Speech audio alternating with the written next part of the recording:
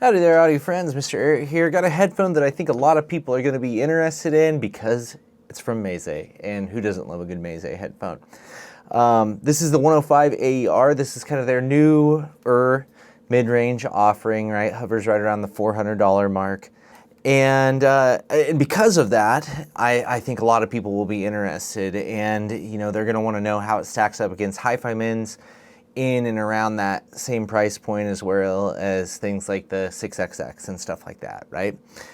So let's dive into this headphone. Let's look at some specs. We'll look at the unit, and of course we'll get to some sound here. So spec-wise, it's a dynamic headphone. It's 50mm drivers. It's a relatively sensitive headphone in that it's 42 ohms and it has 112 dB sensitivity, which means you should be able to drive it with just about anything. And it comes in at a weight of 336 grams, so it's a nice lightweight headphone. Now, build-wise, it's nothing new here, which is a good thing. It's a Meze build, which means it's beautifully designed, it feels good, it's comfortable. It's basically a 109, except this has plastic cups instead of wooden cups. I do not mind the plastic one bit. I think it still is a great looking headphone. You still got the metal headband. You've still got all the nice little details on there. And it still is super comfortable. The pads feel great. The head strap feels great. I'm a big fan of Meze's build quality and design. I think they knock those things out of the park on just about every headphone they release. As far as things it comes with, it's dual 3.5, so you've got a cable. Another nice bonus here, though, is that it does come with a pretty nice, semi-rigid case, which, again, for a $400 headphone, it is pretty compelling. Inside the case, you've got this little pouch. Here is the stock cable. I don't think it's a little braided cable, nothing too fancy there. I honestly didn't even use this cable because I have my heart system set up for 3.5 already, so I just plugged it in and went to town. I love 3.5 connectors for that reason.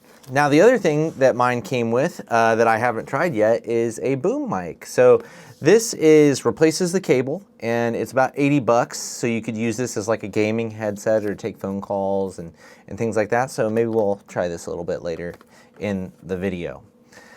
So yeah, all in all here, you're getting a Meze build, you're getting some nice accessories. It's a handsome headphone. I'm a big fan of it. I think for $400, it is about as good as you're gonna find. Okay, so with all that out of the way, let's just plug this boom mic in and just see how it sounds. See if you think it might be worth $80 to you. It seems a little pricey to me, but you know what? If it sounds really good and works really good, then who knows? So you got a nice little leather case for it there. I can see they've got like a little headphone splitter type of a situation going on with it. We've got the actual cables and microphone here. If we can get this undone. And you can see we've got, left ear right here has the microphone on it. Metal tip on the microphone. That feels kind of nice. We'll go ahead and plug this in to that side. And we'll plug the right side in over here. And then this is a rubbery cable. You can see on the controls here, you do have a nice little metal dial here, and then you've got a toggle switch, which I assume is mute on and off. And then we've got our termination, which we're going to plug into Meze's own 3.5 adapter that came with the Albas a while back when I tested those. And then we're gonna plug this guy into my iPhone, and let's see what this sounds like. Okay, voice memo. Okay, we should be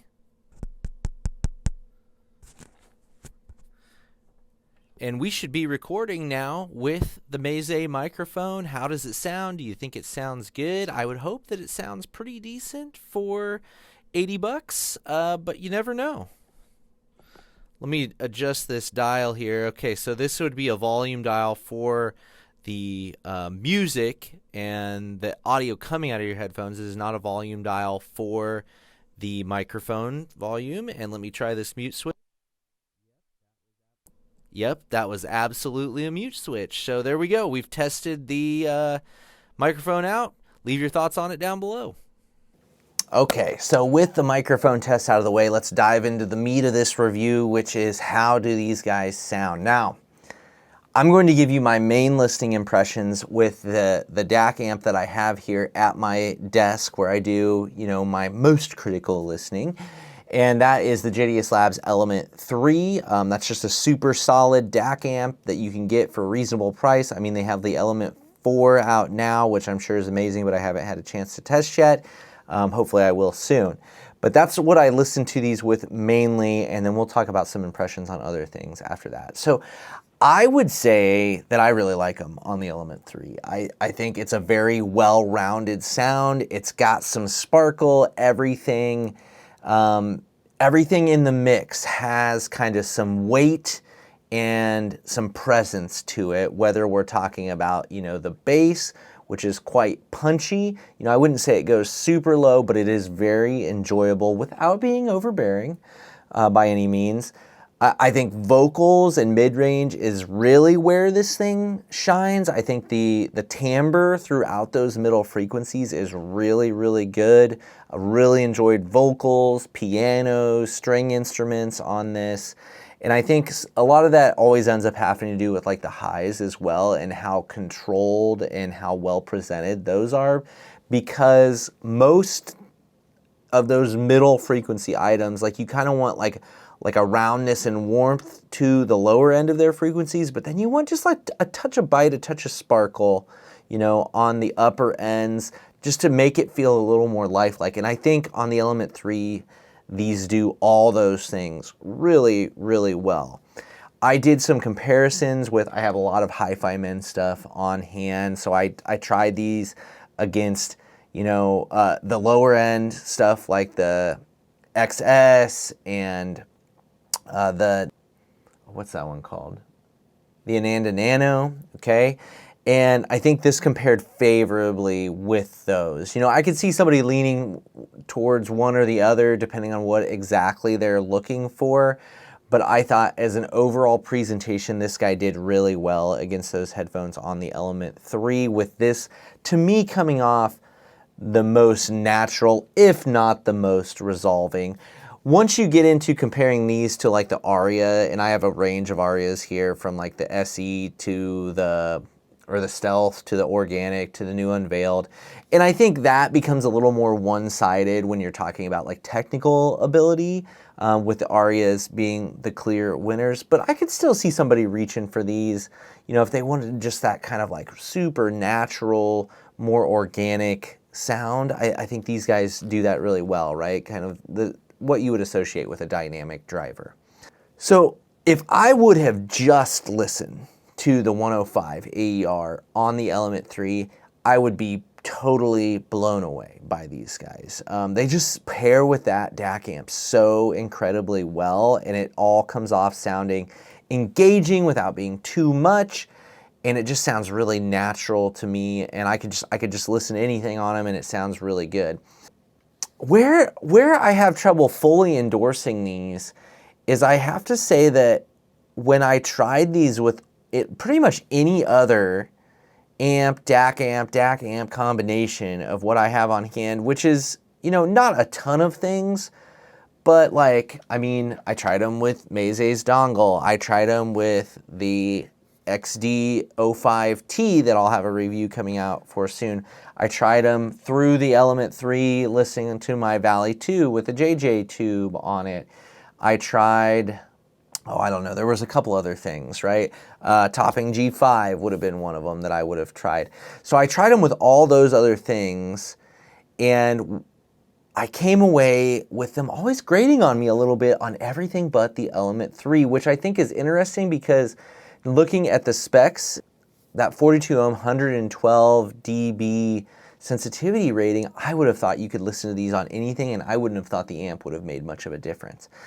But I guess to me, on any of those other amps, I just came away like feeling like something in the frequency response wasn't quite right.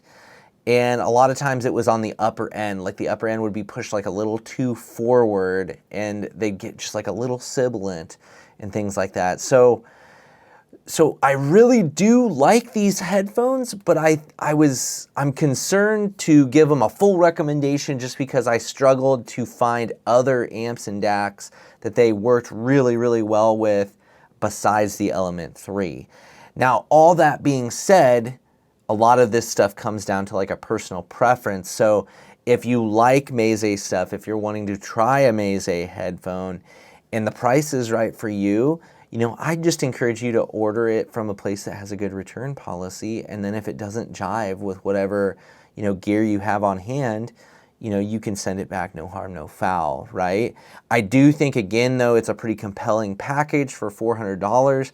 For me, I would definitely go for this over something like a 6XX. Of course, I'm not a very big fan of those headphones. I think this, for me on my Element 3, came off much more complete, full, engaging than that headphone.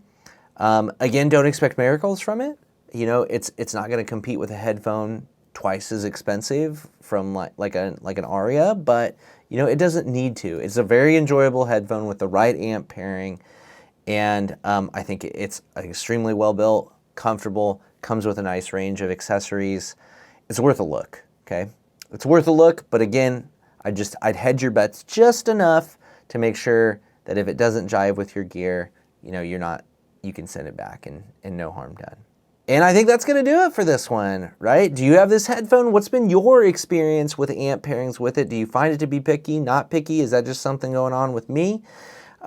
Leave any of those impressions and comments down below. I always think that stuff is really helpful for other listeners rather than just hearing one lone man's opinion, right? To Meze, thank you for sending it out. Again, love what you're doing with all of your build stuff. And I'm always just excited to hear the next headphone from you. So I appreciate you sending it out. And with that being said, I'm going to wish you all a good day, and I'm going to sign off. Take care.